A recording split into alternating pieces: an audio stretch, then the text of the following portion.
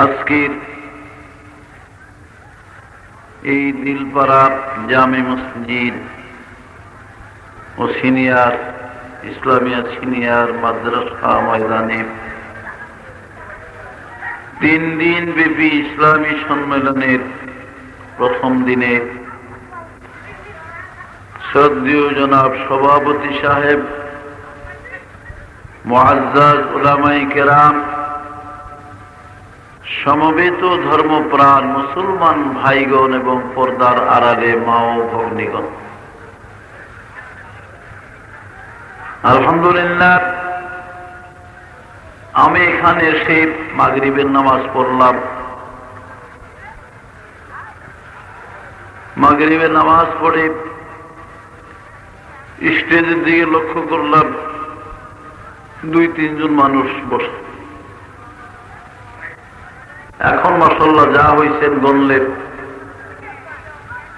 বোধহয় 100 হবে না, পোলাবইন সহ। তো এই এলাকার ফ্যান্ডেল আপনাদের বিরাট দেখা মাশাআল্লাহ খুশি হয়েছি যে মাশাআল্লাহ বহুত মানুষ। এখন লোকজন আপনাদের এলাকায় কিরকম আছে, না মরে ডুবে গেছে, না দেশেই নাই, কোন খেয়াল কে জানে। তো আমি আশা করি মাইকের আওয়াজ তো অন্তত এলাকার ঘরে ঘরে বসতেছে, আওয়াজ শুনতেছেন। আপনারা দয়া করে আসেন। ওয়াজ আরম্ভ হয়েছে। ওলামায়ে কেরামরা আজকের যারা দাওয়াতে সবাই এসেছেন, আপনারা আসেন ইনশাআল্লাহ। শ্রোতা না থাকলে ওয়াজ করব কার কাছে? এখন ওয়াজ করতে হইলে এই অল্প মানুষের ভিতরে ওয়াজ হইব ছাগল গোসল করানোর মতো। ছাগল যেমন সহজে গোসল করতে চায় না, ছাগল গোসল করে যে বড় কষ্ট, কিন্তু গরু গোসল করে এত কষ্ট হয় না। গরুরে পানির কাছে নিলে একটু ধাক্কা দিলে রাইমা যায়, কিন্তু ছাগল মাশাআল্লাহ পানি দেখলে যে সেবরা খায়, একবারে চিকুন ঠ্যাং দিয়ে চাই পিছের দিকে যে খুঁটি ধরেও জীবন গেল আর টাইনা না। এক দোকানদার সারাদিন দোকানদারি করব, মনে করলো শত্রু মেয়া গরমের দিন ছাগলের একটু গোসল করিয়া দিয়ে যায়। বেচারায় পুষ্কনের ঘাটে পুষ্কনের কাপালে যায়, ওই ছাগলের রশি ধরে খালি টানে, আর ছাগল যে পিছের দিকে খুঁটি ধরছে চাইছে, ছাগলকে টানেন কাম হইব না। টানতে টানতে হস্তরিয়া গলার থেকে রশি ছুইটা দড়ি ছুইটা ওই মালিকে চিতইয়া পানি ছুইরা গোসল করে উঠছে। ছাগল এক দৌড়ে বাইর গেছে গিয়া চাইছে মালিকে পারে। আজকের ওয়াজ করতে হইলে ছাগল গোসল করানোর মতন জোর করে ওয়াজ টানন লাগবো, ওয়াজ আইতে চায় না। কারণ মানুষ নাচি বলে কার কাছে করবো ওয়াজ। আমি বেলপাড়ার নাম অনেক আগে শুনছি। মাদ্রাসায় যখন ছাত্র, আমি আমার প্রতিবেশী সম্পর্কে চাচা মৌলভী আব্দুল জব্বার সাহেব আপনাদের বেলপাড়া বলে থাকতো না নাকি? হ্যাঁ, বুড়া আছে না আব্দুল জব্বর মৌলভী সাহেব, উনি থাকতেন আপনাদের বেলপাড়া। উনি মারা গেছেন তো, আজ প্রায় 15-16 বছর হয়ে গেছে। পশ্চিম পাড়া না? আচ্ছা। হ্যাঁ, ওনার এক ছেলে আছে আর্মিতে চাকরি করে, সুবেদার মেজর এনাতুল্লাহ, বোধহয় এই বছর রিটায়ার পেয়ে যেতেছে। একই ছেলে ওনার, এক ছেলে 2 মেয়ে। তো আব্দুল জব্বার সাহেব বলতেন মাঝে মাঝে, বেলপাড়ার মানুষ বড় ভালো, আমার অনেক সব ঠিকানা দিত, তুই যাইস। আমি দৌড়ে, তখন আমরা ছোট ছিলাম, দৌড়াইতাম দেখাইলে লঞ্চে আসার মঞ্জিল আইসা, এরপরে শহরের ভিতরে ঢুকতে ডর করত। আমি তো মাশাআল্লাহ আমার ছেলেবেলেরও ঢাকা আইসা বড় একলা। তো আমি আশা করি বেলপাড়ার অন্তত এই গ্রামে, এই বেলপাড়াতে একটা ইসলামিয়া মাদ্রাসা, একটা মসজিদ এবং এত সুন্দর একটা মাহফিলের এই প্যান্ডেল 3 দিন ব্যাপী আপনাদের হয়েছে, আপনারা তো আসবেন, আশেপাশে অন্য গ্রামের লোক আসুক না আসুক, অন্তত জাগু বাড়িতে মেজবানি জিয়াফত তারা তো থাকবেন। আমি আশা করি কেউ বাড়িতে থাকবেন না, আশা বলেন। আর এই বাড়ির মূল মালিক যারা তারা তো নাই, যে নাই তারা। ইব্রাহিম ইবনে আদহাম বল্লখী রহমাতুল্লাহ আলাইহি একদিন এক মুসাফির আইসা বলখের বাদশার দরবারে আইসা জিকির দিছে। বাদশা বলে, কি চাও মেয়া? বলে, হুজুর আমি চাই মুসাফির খানাটার মধ্যে এই রাত্রটা একটু থাকবো আপনার এই মুসাফির খানায়। বলখের বাদশাহ সুলতান ইব্রাহিম ইবনে আদহাম বল্লখী বলে, বেটা এটা কিসের মুসাফির খানা? হ্যাঁ, বলে হুজুর একটু সরাই খানা মুসাফির খানে দিই তো, আমি থাকি রাত্রটা। এটা মুসাফির, শাহী মহল, এটা শাহী মহল, এটা কিসের মুসাফির খানা? বলে তো হুজুর আপনার আগে কে ছিল? এই বলখের বাদশা বলে, আমার বাবা ছিলেন। আমার বাবা আদহাম ছিলেন। বলে, আপনার বাবার আগে? বলে, ছিল আমার দাদা। বলে, দাদার আগে? বলে, দাদার আগে তার বাপ ছিলেন। আপনার পরে কে থাকবে বলকে সিংহাসনে? আমার পরে হবে আমার ছেলে। বলে, তাইলে হুজুর রাগ হইলেন কেন? এটা তো মুসাফির খানাই। একজন যখন থাকতে পারে না একাধারে, একের পর এক আসতেছে, একজনের ছাইরা যাইতেছে গিয়ে আরেকজন আসতেছে, এটা তো মুসাফির খানাই। ইব্রাহিম আদহাম বল্লখী খুব চিন্তা করলেন, ঠিকই তো এটা মুসাফির খানা। যাই হোক, মন ভালো না। পরের দিন উজিরকে বলে, উজির আমি হরিণ শিকারে যাব। আর ইব্রাহিম আদম বল্লখী কত শৌখিন বাদশা ছিলেন। এক দাসী তার বিছানা ভাও করত। বিছানার উপরে যে মলমল নামক মলের চাদর বিছাইছে, ইব্রাহিম আদমের একদিন ঘুম আসে না। দাসী গো দিকে আয়, পিঠের নিচে কিরকম জানি লাগে, উঠা নিচে, আমার ঘুম আসে না, দেখতো কি? চাদর উঠাইয়া দেখে যে পিঠের নিচে ওই যে দাসী যে মাথা আশ্রাইছে, চিরুনি মনি করছে, দাসীর 2-3টা চুল বইরা রয়েছে। বলে যে চুলগুলি সরার আছে, এই জন্য আমি ঘুমাইতে পারি না, বিছানা আমার সোজা হয় না। দাসী যখন চুল সরাইছে বলে, হ্যাঁ এবার ঠিক হয়েছে, এবার আরামে ঘুম আসবে আমার। এখন চিন্তা করেন কত ফকির বাদশা ছিল। ঢাকার নবাব সলিমুল্লাহ বাহাদুরের ইতিহাস, ব্রিটিশ যখন এই দেশ নিয়ে যায় তো নবাব সাহেবকে 12,000 টাকা করে মাসিক ভাতা দিতেন। এটা শুধু নবাবের নিজের, তার ফ্যামিলির নয়, ফ্যামিলিটা আলাদা ছিল। শুধু নবাব স্যার সলিমুল্লাহ বাহাদুরের জন্য 12,000 টাকা ছিল মাসিক ভাতা, ব্রিটিশ আমলের 12,000 টাকা এক মাসে শুধু নবাবের জন্য। এটা কিছুদিন পরে বড়লাটের কাছে নবাবের যে নায়েব অভিযোগ করলেন যে আপনারা যা টাকা ভাতা দেন নবাবকে, এটাতে নবাবের খাওয়া খোরাক ঠিক মতো চলে না, নবাবের কষ্ট হয়ে যায়। বড়লাট মিস্টার গিবন कलकत्ता থেকে আসলেন, কি এত বড় কথা? अरे 12,000 रुपये हम देते हैं उनको हर महीने के लिए, एक आदमी के लिए। শুধু নবাবের জন্য 12,000 টাকা দিতেছি, তাতে তার হয় না। যেই যুগে, যেই জমানায় 1 পয়সাও ছিল না সিরাজ সাহেব, সেই যুগের 12,000 টাকা। তো উনি বাবরচি খানায় আসলেন। বড় না, বাবরচি সকালবেলা নাস্তা তৈরি করতেছে। তো বাবরচির দিকে কি বানাও? বলে 15টা বানাই নবাবের জন্য। কয়টা হবে? বলে 8টা 15টা। উনি 8খানা 15টা ডেলি সকালকার নাস্তা খান। এগুলা কি বলে? এগুলা ঘি, 1 নম্বর গায়া ঘি। এই ঘি কতটুকু এখানে বলে 16 সের ঘি এখানে। কয়টা পরোটা বলে? 8খানায় 16 সের লাগে। প্রতি 2 সের ঘিয়ের ভিতরে একটা পরোটা ছাইড়া দেই, এটা ভাইজা এই 2 সের ঘি ফালাইয়া দেই। 8টা পরোটা ভাজা হইলে, রুটি ভাজা হইলে এই 16 সের ঘি ফালাইয়া দিতে হবে, ড্রেনের ভিতরে ফালাইয়া দেবে, এগুলো আর ব্যবহার করবে না।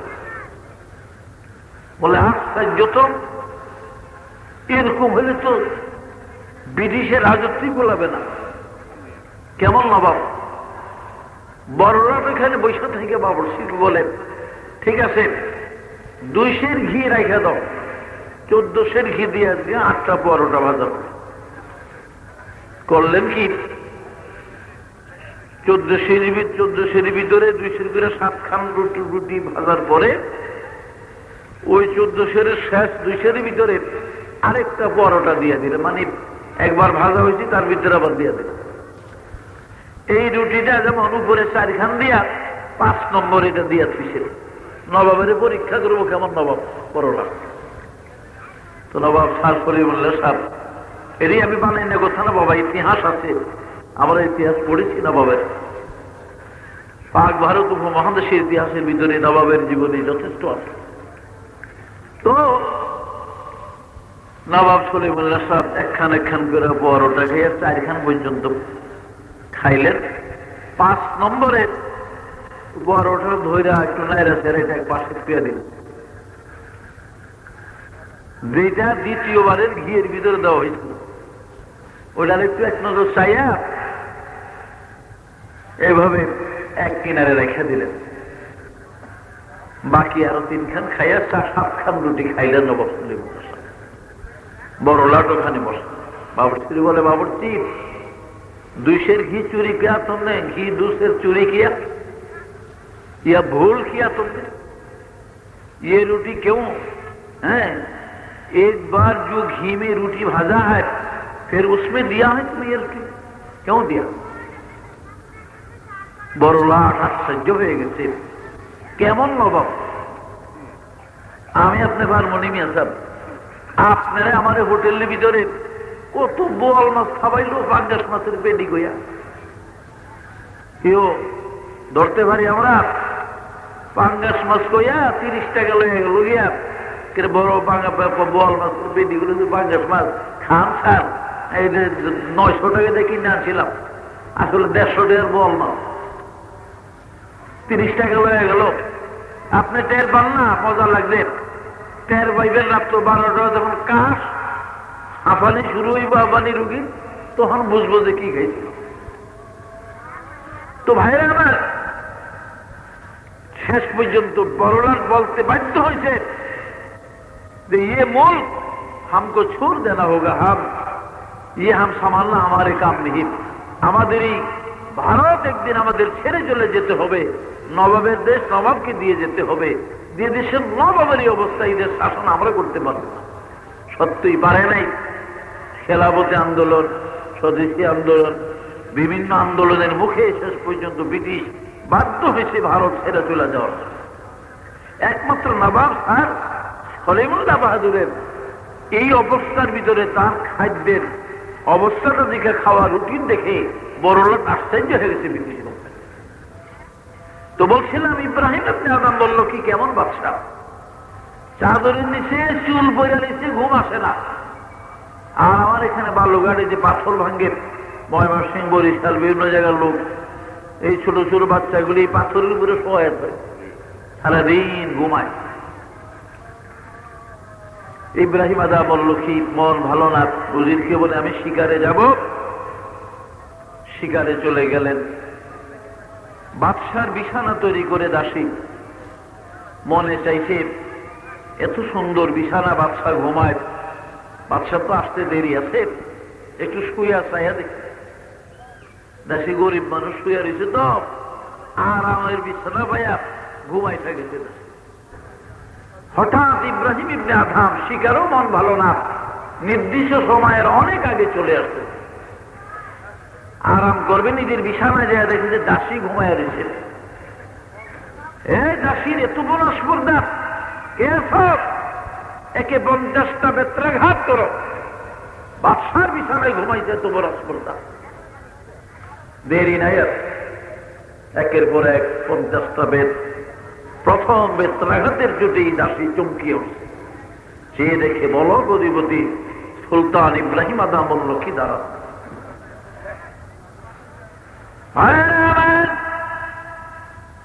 প্রথম বেত্রাঘাতে দাসী চমকিয়ে গেলেন। বেত মারা আরম্ভ হয়েছে, বেত্রাঘাত চলতেছে। প্রতিটা বেত্রাঘাতের সঙ্গে দাসী খিলখিল করে কেবল হাসে। বেত মারা বন্ধ হয়ে গেছে, এখন আর তাকে মারে না, মায়ের বন্ধ। এবার দাসী কাঁদতেছে। ইব্রাহিম আদম জিজ্ঞাসা করলেন, দাসী গো, দাসী 50টা বেত্রাঘাত করল, ওই সময় খালি হাসলি, এখন তো তোকে বেত মারা হয় না, শাস্তি দেওয়া হয় না, এখন তোর কান্দার কারণ কি? দাসী বলে, ইব্রাহিম যখন আমাকে বেত্রাঘাত করতেছিল তখন হাসলাম শুধু আমি আমার নিজের জন্য, আর ইব্রাহিম রে এখন কাঁদি আমি তোমার জন্য। এটা একটু উঠাই দাও না নাকি? সামান্য একটু আমাদের একটু দয়া কর নাকি, একটু উঠাই দাও সবাই। আল্লাহুম্মা সাইয়্যিদানা মাওলানা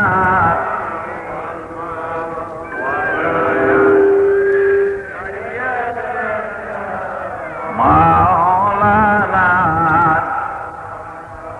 তাও ওকে বসেন না, কেরে কেমন ধরে লাগে, মিল নেই আপনাকে কারো দেখুক লাগে, তেল ভরা মানুষের লাগে গোলমাল, কারো লাগে কারো মিল নাই। হ্যাঁ, পিছে যারা আসছে তারা একটু, ওনারা তো বসছে নেই, আগে আগে বসেন। পিছনে যারা আসেন এসে মিলা মিলা বসেন। আল্লাহুম্মা সাল্লি আলা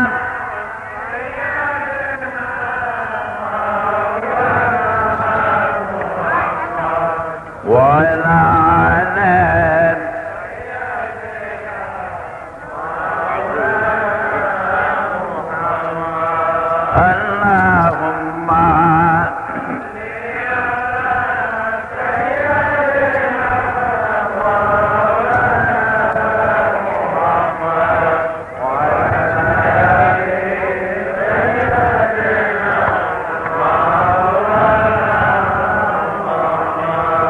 চাষা হয়া আবু জাহেল নবীর কলমা বলল না,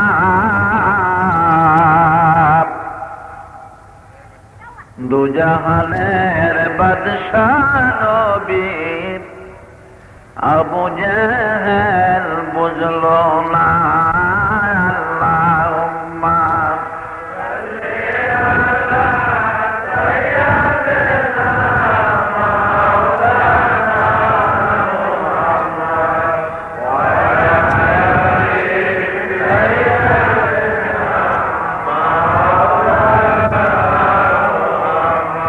পয়দা হইয়া দিলের নবী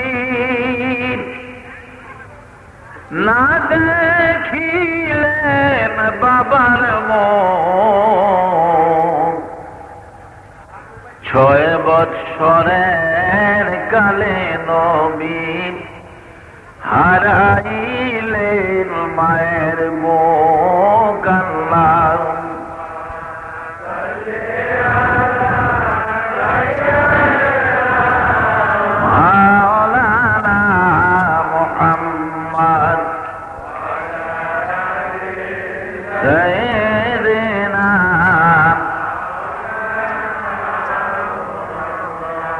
গাছে ছিল নবীজিকে, মাছে ছিল নবীজি,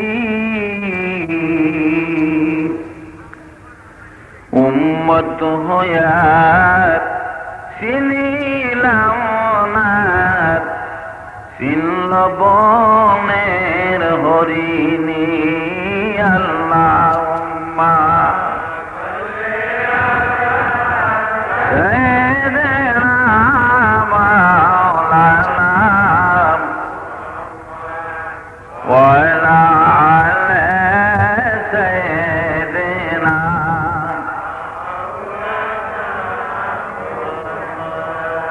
দাসী বলে ইব্রাহিম যখন মিত্রাঘাত করেছে তখন হাসলাম আমার নিজের জন্য গো ইব্রাহিম, আর এখন কান্দি তোমার জন্য। বলে কি কারণ সেটা বল। যে তোমার এই ফুলের বিছানায় বলক্ষের আমি কিছু সময় মাত্র আমি ঘুমিয়েছিলাম, যার কারণে বাদশার তরফ থেকে 50টা বেত্রাঘাত আমার ধার্য হয়েছে, শাস্তি হয়েছে। তোমার এই ফুলের বিছানায় ঘুমাইবার জন্য 50টা বেত্রাঘাত আমার শাস্তি। তুমি যদি দুনিয়ায় এই শাস্তি আমাকে না দিতে, হয়তো এই শাস্তি পরকালে আমার গ্রহণ করতে হইত।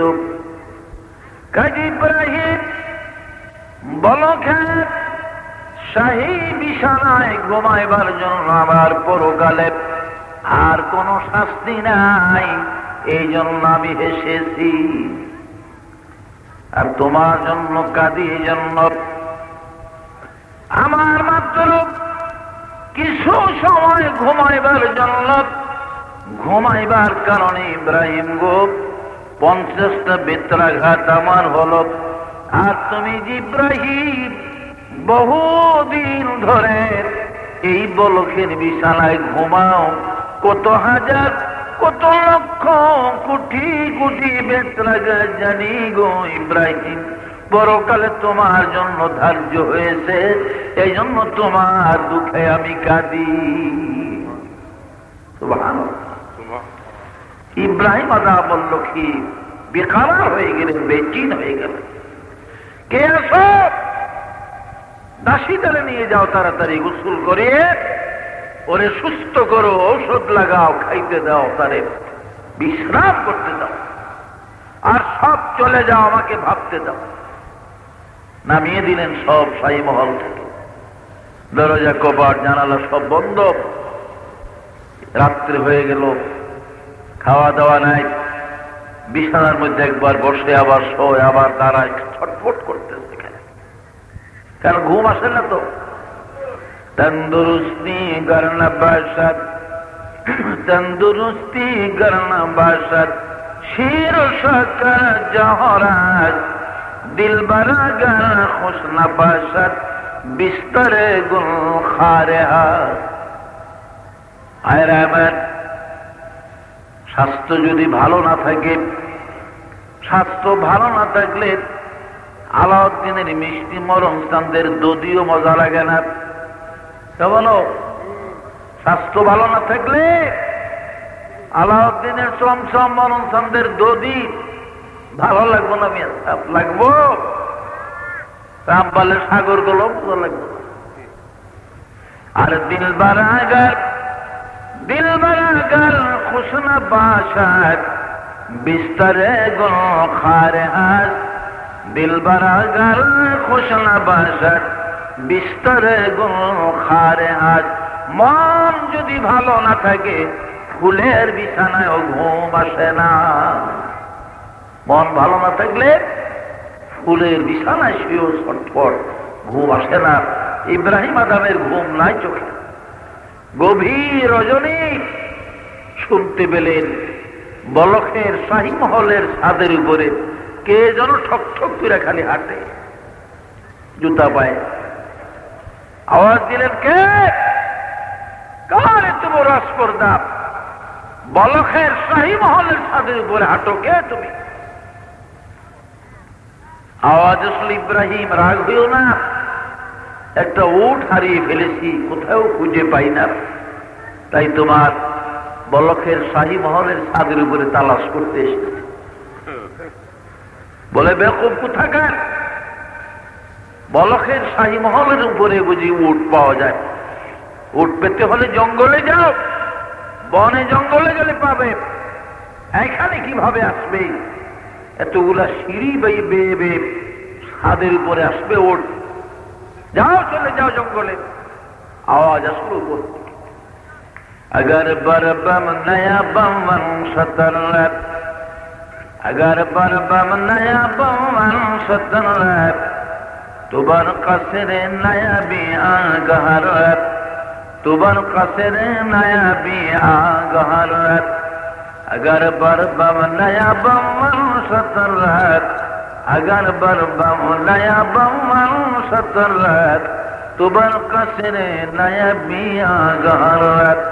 রে ইব্রাহিম, বলখের শাহী মহলের ছাদের উপরে গো ইব্রাহিম, যদি আমার হারানো উট পাওয়া না যায়, মনে রাখিও ইব্রাহিম গো, এই বলকের শাহী বিছানায় শুইয়া কোনদিন মাওলারে পাওয়া সম্ভব হবে না। তর্ক খরদার तर्क करदा मुल्क हफ्ते कली मेरा, तर्क करदा मुल्क हफ्ते कली मेरा, मीजानत बन दिल के सूजन चुगदर, तर्क करदा मुल्क हफ्ते कली मेरा, मीजानत बन दिल के सूजन चुगदर। कोनो कथा नाई, आस्तेर उपरे शाही बिछाना छेड़े दिलेन इब्राहिम आदाब। এক গোলাম ঘুমিয়ে আছে, গোলামের গায়ে ছেঁড়া কম্বল, গোলামের গায়ের থেকে ছেঁড়া কম্বলটা উঠায় আনলেন, আর নিজের শাহী বাদশাহী কম্বল গোলামের গায়ে জড়াইয়া দিয়া আস্তির উপরে দরজা খুলে দ্বারা জানালা কপাশ বন্ধ, বাতি বন্ধ, ইব্রাহিম আদম একটা ছেঁড়া কম্বল হাতে নিয়ে বাহির হয়ে চলে গেলেন তিনি। तर्क करदा मुल्क हफ्ते कली मेरा, तर्क करदा मुल्क हफ्ते कली मेरा, मीजानत बन दिल के सूजन चुगदर, मीजानत बन दिल के सूजन चुगदर। भाई चले गেলেন ইব্রাহিম। আস্তে আস্তে তিনি এই দেশ ওই দেশ, বনে জঙ্গল ঘুরতে ঘুরতে ঘুরতে ঘুরতে শেষ পর্যন্ত একদিন দাজলা নদীর পার চলে গেলেন, বাগদাদের দাজলার পারে। বহুদিন পরে উজির দাজলার পারে যায়, দেখে ইব্রাহিম আদম বসে বসে ছিঁড়া কম্বল সেলাই করতে। বলখের বাদশা একটা ছিঁড়া কম্বল সুই দিয়া ছিঁড়া কম্বল সেলাই করতেছে বসে বসে। ইব্রাহিম আদম বলল, কি অবস্থা দেখে উজির চোখের পানি ছেড়ে দিন। আরে বলক অধিপতি, যা বিছানায় চাদরের নিচে চুল, দু একটা চুল থাকার কারণে যিনি ঘুমাইতে পারে না, আজকে তিনি এই দাজলার পারে কাটা জঙ্গলের ভিতরে সালাম দিলেন, মাথাটা উঠে গেলে ওয়ালাইকুম সালাম বললেন। জিজ্ঞাসা করলেন না তুমি কে? উজির বলে, বাদশা আমাকে চিনছেন? বলে না। বলে এই অল্প কয়েকদিনে আমি আপনার প্রধান উজির। বলে শোনো, যখন দুনিয়ার বাদশা ছিলাম তখন আমি কি তোমাকে চিনতাম? এখন তো আমি পরকালে রাজত্ব করতেছি, আমি তো এখন আর দুনিয়া রাজত্ব করি না, আমি তো এখন পরকালে রাজত্ব করি, এই যে দুনিয়ার মানুষটা আমি চিনি না। সুবহানাল্লাহ। উজির কাঁদে আর বলে, বাদশা চলেন আমার সাথে, বলকের সিংহাসন আপনার অপেক্ষা করতেছে। বলকের মানুষেরা কাঁদে, চলেন আপনি মেহেরবানি করে। এ বলার সাথে সাথে বাদশা ইব্রাহিম আদম কোনো কথা বলেন না, হাতের সুইটা তিনি শিক্ষা ফেলে দিলেন, তিনি দাজলা নদীর ভিতরে সুইটা ফালিয়ে দিলেন। সুই আওয়াজ দিলেন, দরিয়ার মাছ আমার সুইটা উঠায় দেন। সদা যায় মাহিয়ে ইল্লাহিয়ে, সদা যায় মাহিয়ে ইল্লাহিয়ে, সজনে বলল মাহিয়ে। হাজার হাজার সোনালি রঙের মাছ এক একটা সোনার সুই মুখে করে গাজলার কিনারে এসে গেছে। হাজার হাজার সোনালি রঙের মাছ, স্বর্ণের রঙের মাছের এক একটা সোনার সুই মুখে করে মাছগুলা সব গাজলা নদীর কিনারে এসে গেছে। আর ওই মাছগুলি মানুষের মতো জবান খুলে খুলে চিৎকার দিয়ে দিয়ে বলে, ইব্রাহিম লও কোনটা তোমার সুই, কোনটা তোমার পছন্দ হয় না। ইব্রাহিম আদম বললেন, মাছরা রে, এই সোনার সুই আমার না, আমার তো লোহার সুই, সেটা চাই। স্বর্ণের সুই আমার প্রয়োজন নাই। স্বর্ণের সুই যদি আমার লাগতো তবে বলো ফেরা যুদ্ধ আমি ছাড়তাম না। কিছুক্ষণ পরে একটা মাছ একটা লোহার সুই মুখে করে ইব্রাহিম আদমের কাছাকাছি মাছ নদীর কিনারায় দেখিয়া বল, ইব্রাহিম মাছের মুখের থেকে যায় সুইটা নিয়ে আসলেন। এবার ইব্রাহিম আদম উজিরকে বলেন, বলখের উজির, বলো বলখের রাজত্ব ভালো না দাজলা নদীর রাজত্ব ভালো? দাজলার এই যে রাজত্ব করতেছি এটাই ভালো না বলখের রাজত্ব ভালো? উজির বুঝলেন যে ইব্রাহিম আর বলখে যাবে না। তো ভাইরা আমার, শেষ পর্যন্ত ইব্রাহিম আদম বল্লখের জীবনের অনেক ইতিহাস। চলে গেলেন মক্কা মুআজ্জামা, আল্লাহর ঘর তওয়াফ করে। হযরত সুফিয়ান সওরী রাহমাতুল্লাহ আলাইহি জিজ্ঞাসা করে একদিন, ইব্রাহিম কেমন আছো ভাই? বলে, খুব ভালো আছি। আল্লাহ যখন যাহা মিলায় তা খাই, খায়া খায়া আল্লাহ শুকরিয়া আদায় করে। তো সুফিয়ান বলেন, ইব্রাহিম তাইলে আর এমন বেশি ভালো আছো কই? আমাদের মহল্লার কুকুরগুলি আর তুমি তো একই অবস্থায় আছো দেখা যায়। আশ্চর্য হয়ে গেলেন, কি আমি বলখের রাজত্ব সারলাম যে আল্লাহর জন্য, আর এখন সুফিয়ান বলতেছে যে আমার হালাত আর তার মহল্লার কুকুরের এক হালত, এত নিচে। রাগ আর হইলেন না, জিজ্ঞাসা করলেন, সুফিয়ান তুমি কেমন আছো? তোমার অবস্থা কি, কি হালে তুমি আছো? সুফিয়ান সৌরী বলে, ইব্রাহিম রে, আল্লাহ পাক যখন আমাকে যাহা মিলায় তা আমি গরিব দুঃখী কাঙ্গালকে ভাগ করে করে বন্টন করে করে দিয়া দিই, আর আমি না খাইয়া আল্লাহর শুকরিয়া আদায় করি। তুমি তো খাইয়া আল্লাহ শুকরিয়া আদায় করো, আর আমি গরিব না খাইয়া আল্লাহ শুকরিয়া আদায় করি। ইব্রাহিম আদম এবার বুঝলেন যে হ্যাঁ, সুফিয়ানের মহল্লার কুত্তার আমার অবস্থা একই ধরনের। বলেন সুবহান।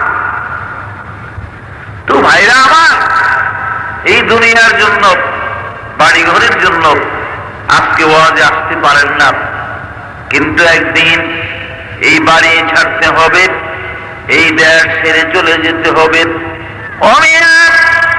যাকে দেখো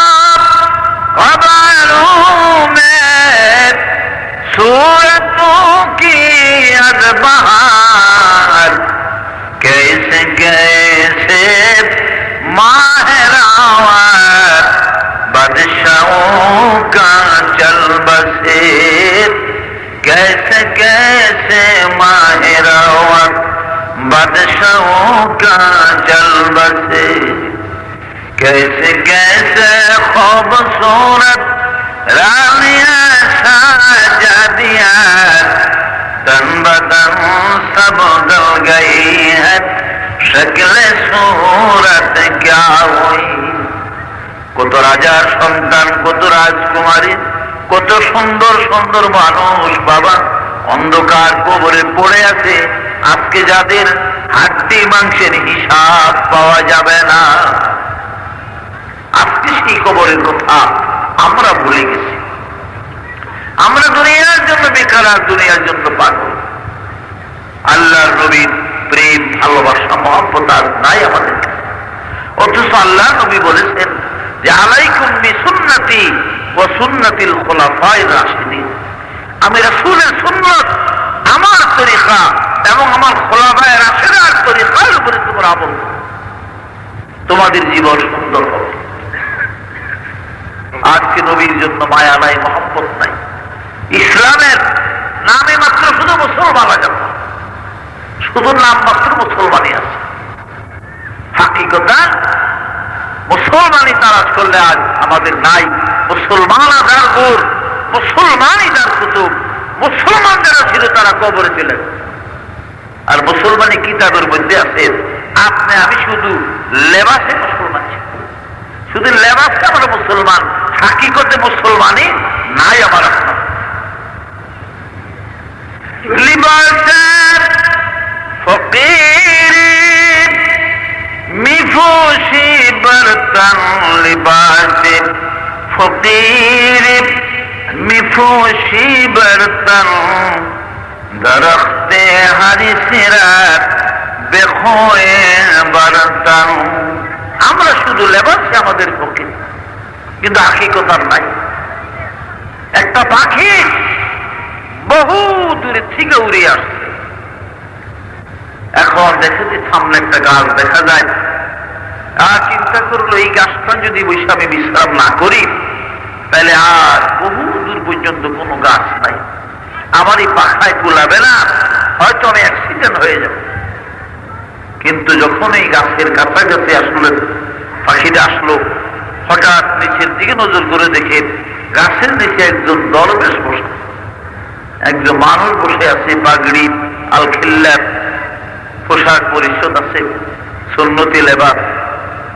কিন্তু পাখি চিন্তা করে হোক না দরবেশ, সে তো মানুষ। আবার চিন্তা করে না, এই লোক আমার কোনো ক্ষতি করতো না, যেহেতু রাসূলের সুন্নত তরিকা তার কাছে, নবীর সুন্নত দাড়ি আছে, নবীর সুন্নত পাগড়ি, নবীর সুন্নত জামাত জুব্বার, এই লোক অবশ্যই আমার কোনো ক্ষতি করবেন আমার বিশ্বাস। আমি বসি বিশ্রাম করি। আস্তের উপরে পাখি গাছের ডালার উপরে বসে গেছে, পাখি আপন মনে বিশ্রাম করতেছে। কতক্ষণ পরে দরবেশ সাহেব আস্তের উপরে পাথর উঠাইয়া বাস টাচ করে মাইরে দিছে। মাইরে যখন দিছে, পাখির একটা পাখা ভাঙ্গি পাখায় দেয়।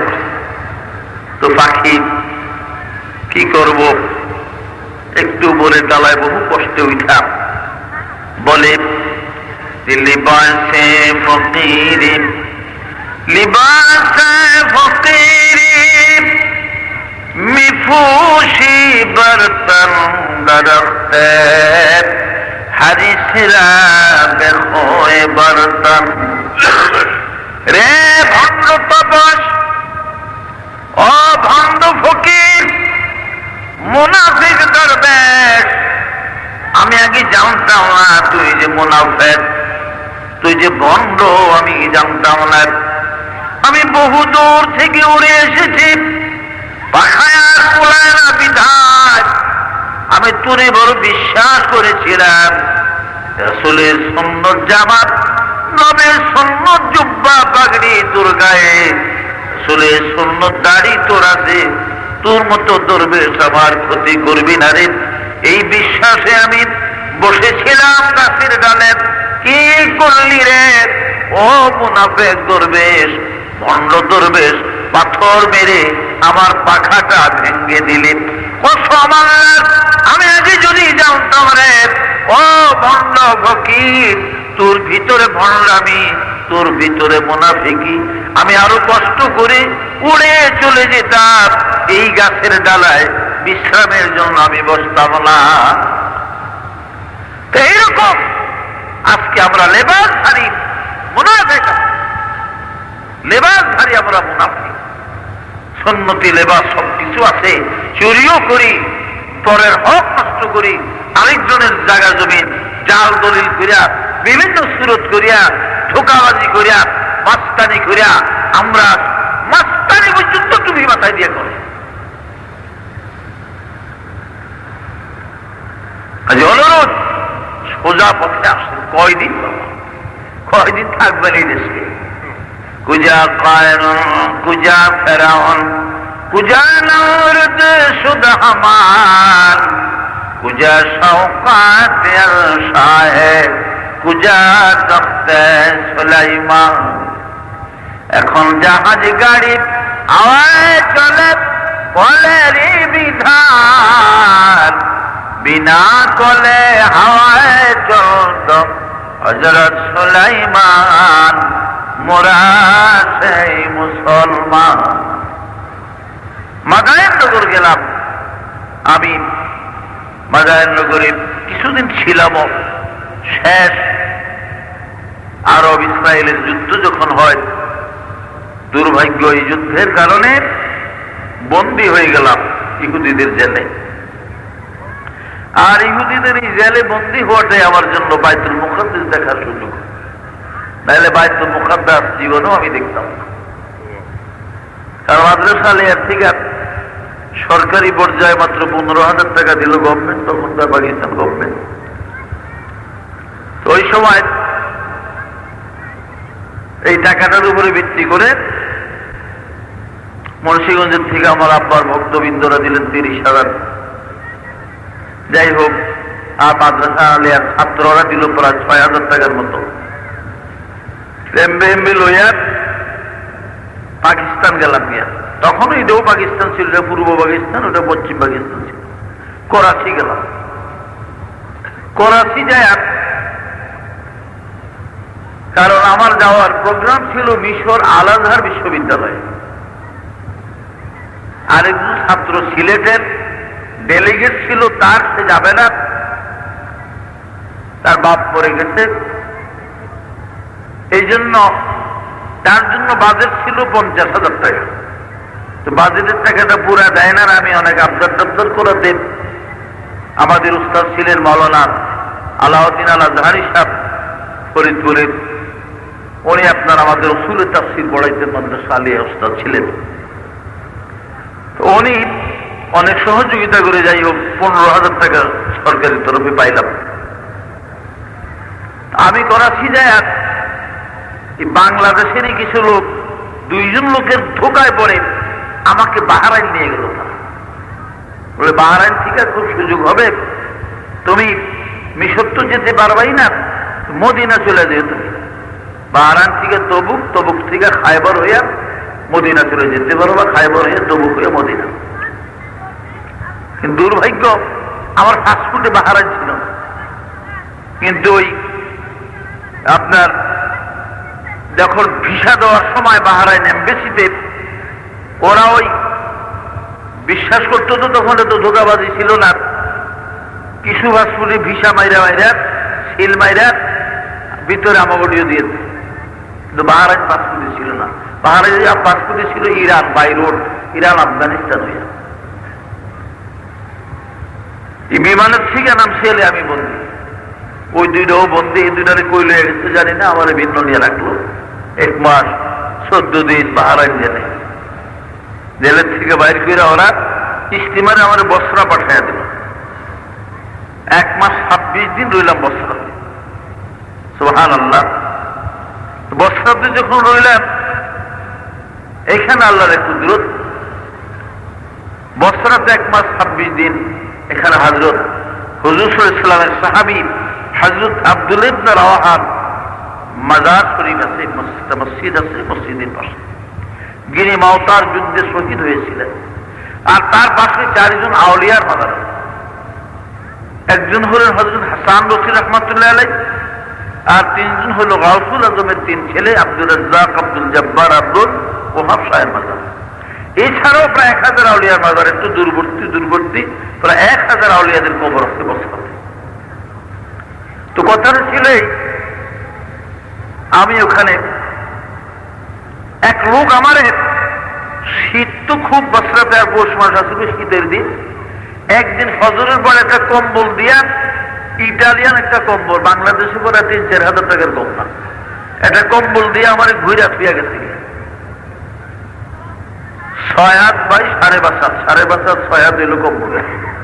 এই যে ঘুরে ফিয়া চলে গেছে, এই কম্বলটা দামানি ঘুরে যাওয়ার পরেও বোধহয় আমি 27-28 দিন ছিলাম বছরাতে, একটা লোক একদিন বলল না যে এই কম্বলটা আমি দিচ্ছি। সুবহানাল্লাহ।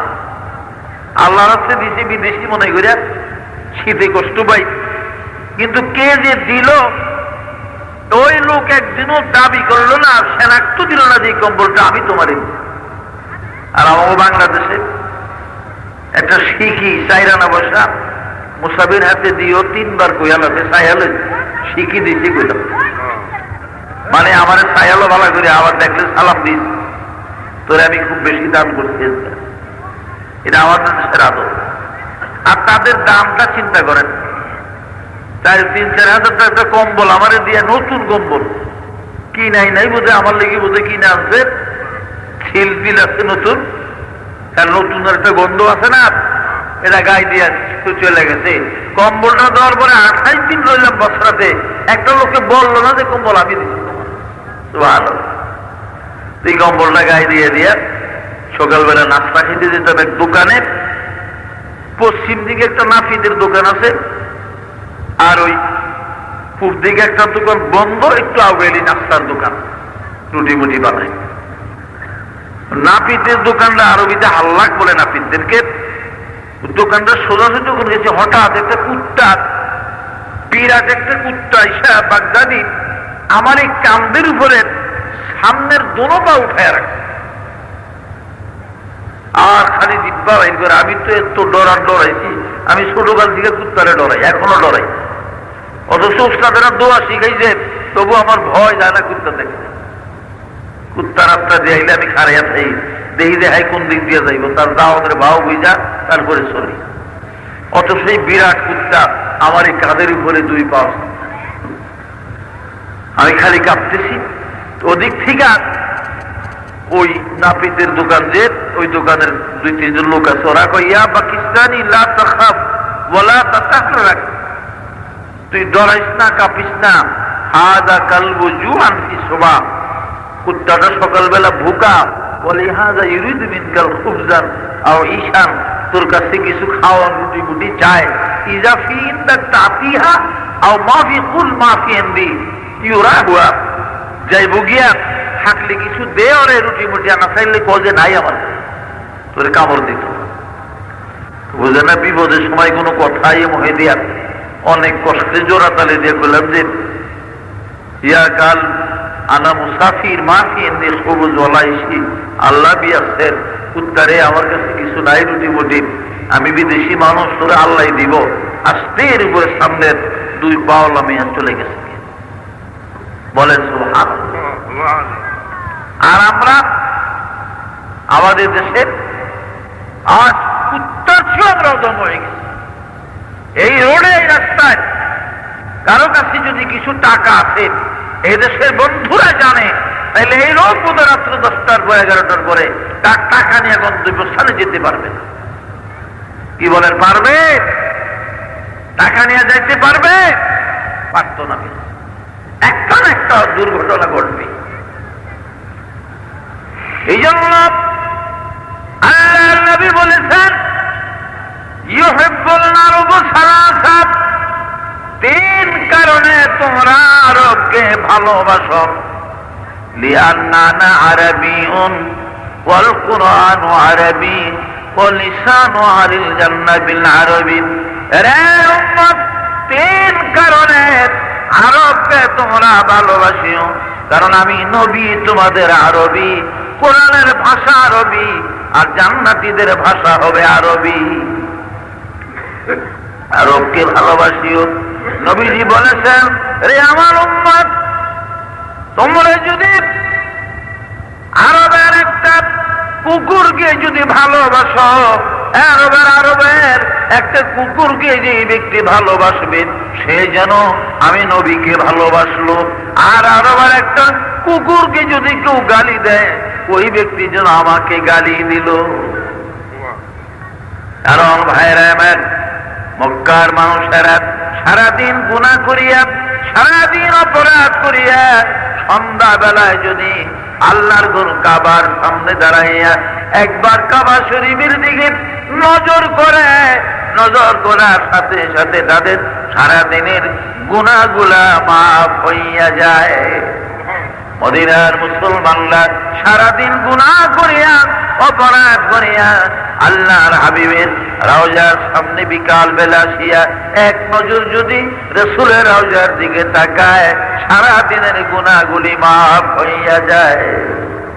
কিন্তু আমি আপনি তো গুনাহ মাফ করাইতে ৮০,০০০ লাগবে কমপক্ষে। ৮০,০০০ ছাড়া যায় গুনাহ মাফ করার সম্ভব হবে না।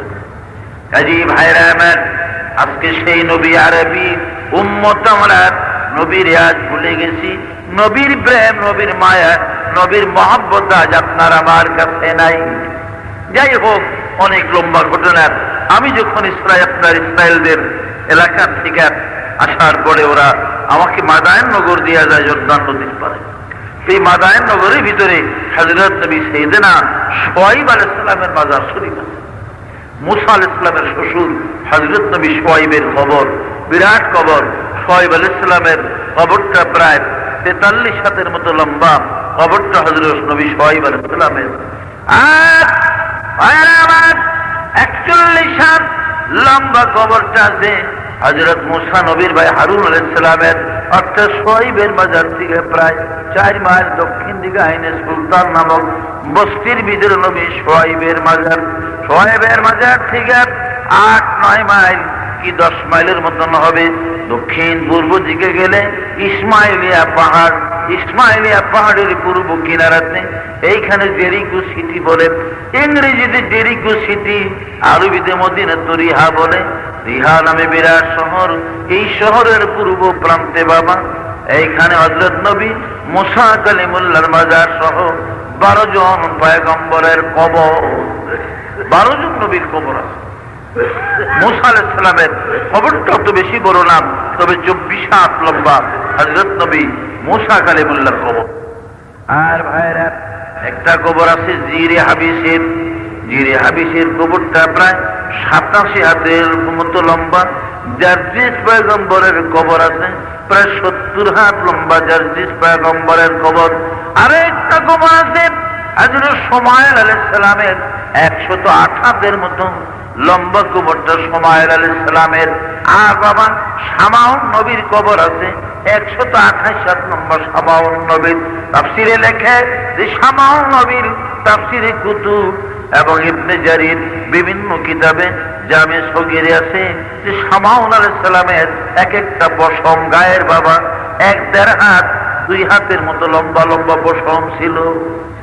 আর শামাউন নবীকে কাফেরেরা ১০০০ বার লোহার শিকল দ্বারা বন্দী করেছিল মারবার জন্য।